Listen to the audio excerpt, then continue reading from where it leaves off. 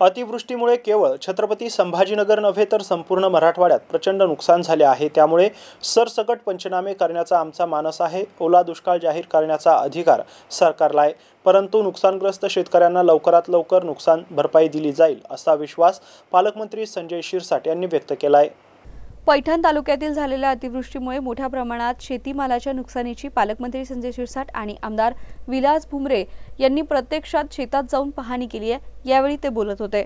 शनिवारी पैठण तालुक्यात सतत 3 दिवस झालेल्या अतिवृष्टीमुळे मोठ्या प्रमाणात शेतीतील उभी कपाशी पाण्यात गेली आहे। या अतिवृष्टीमुळे दिवाळी आधी शेतकऱ्यांचं दिवाळं निघालंय। अनेक घरांची पडझड झाली आहे, तर शेकडो घरात पाणी शिरल्यानं शेतकऱ्यांसह नागरिकांचेही मोठे हाल झाले आहेत। आज गुरुवारी जिल्ह्याचे पालकमंत्री संजय शिरसाट, आमदार विलास भुमरे यांनी पैठण तालुक्यातील ढोरकीन, पिंपळवाडी, मुधलवाडी, राहुलनगर, कातपूर या गावांना भेट देऊन प्रत्यक्षात शेतात जाऊन नुकसानीची पाहणी करून शेतकऱ्यांना दिलासा दिलाय।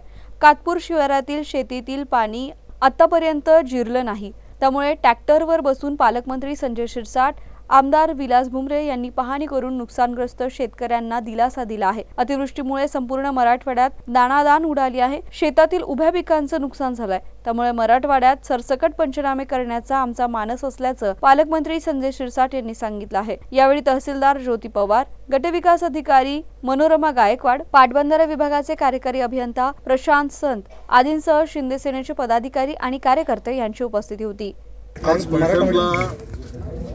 मी स्वतः माझ्याबरोबर विलास भुमरे आमदार, सीओ, जिल्हा आमचे तहसीलदार सगळे अधिकाऱ्यांच्या सोबत एक आम्ही पाहणी केली। पाहणीमध्ये हे लक्षात आलेलं आहे की या ठिकाणी ढोरकीन पासून ते सगळं पैठण हा जो एरिया आहे, यामध्ये अतिवृष्टीमुळे शेतामध्ये 4-4, 5-5 फूट, कुठं 10-10 फुटाचं पाणी साचलेलं आहे। त्यामुळे असलेल्या मोसंबीचं अतोनात नुकसान झालेलं आहे, ऊसाचं नुकसान झालेलं आहे। म्हणजे आजच्या घडीला शेतकरी हा बागायतदार असून सुद्धा आज त्याची अवस्था आहे की त्याला दुसरीकडे कामाला जावं लागेल अशी परिस्थिती निर्माण झाली। म्हणून सगळ्यात पहिल्यांदा मी आता CSC सुद्धा बोलणार आहे। काल मुख्यमंत्री साहेबांशी सुद्धा मी फुलंब्रीला बोललो। सरसकट पंचनामे करण्याचा एक आमचा मानस आहे आणि त्याला सरसकट पंचनामे करा, कारण की आज अशी परिस्थिती की शेतकऱ्याच्या शेतामध्ये जायला सुद्धा अधिकारी सुद्धा जाऊ शकत नाही अशी परिस्थिती। मग पंचनामे कसले करणार? म्हणून तो सरसकट पंचनामे झाले पाहिजे अशी आमची प्रामुख्याने मागणी असणार आहे। ओला दुष्काळ संदर्भामध्ये शासनाला सरसकट पंचनामे आल्यानंतर ते निर्णय घेण्याचे अधिकार आहेत। म्हणून मला तरी वाटतं की मराठवाड्यामध्ये फक्त पैठणच नाही तर तुम्ही जालना पाहाल, बीड पाहाल, हा सगळा नांदेड, हा सगळा जो एरिया आहे, धाराशिव असेल, हा सर्व एरिया हा पावसामुळं इतका काही तिथलची शेती काही शेती वाहून गेलेली, म्हणून हा ओला दुष्काळ जाहीर झाला पाहिजे ही आमची सुद्धा मागणी राहणार आहे। शेतकऱ्यांना प्रत्यक्षात मदत कधी मिळू शकते? तातडीची मदत देण्याची कारवाई आता सुरू आहे। कालच स्वतःच मुख्यमंत्री या शहरात म्हणजे मराठवाड्यात होते, उपमुख्यमंत्री होते, त्यांनी स्वतः पाहणी केलेली आहे। त्यांना सुद्धा त्याची जाणीव झालेली की काय परिस्थिती आहे।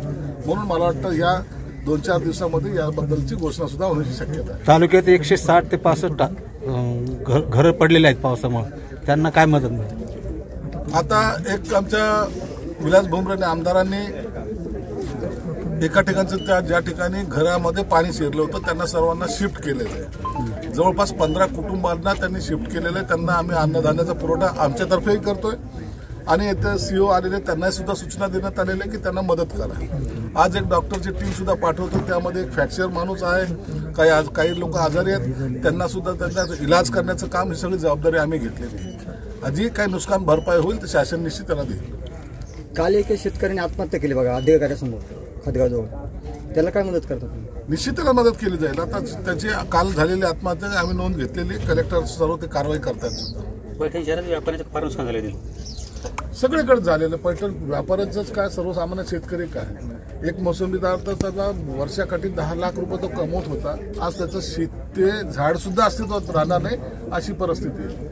इकडे कातपूरला मी गेलो, तिथं एकाची शेती आहे, ते पूर्ण बागायती शेती, परंतु गेल्या 5-7 वर्षापासून अशीच परिस्थिती आहे की त्याला काहीच पीक त्यातून घेता येत नाही, तो स्वतः कामाला जातो। आता ही परिस्थिती बागायतदार शेतकरी म्हणजे धरण त्यांच्या जवळ असून सुद्धा त्या लोकांवर उपासमारीची वेळ आलेली आहे। हेच मला वाटतं सगळ्यात वाईट अवस्था पैठणमध्ये काही भागामध्ये झालेली आहे। याची दखल निश्चितच आम्ही घेतो। MCN न्यूज, गौतम बनकर, पैठण.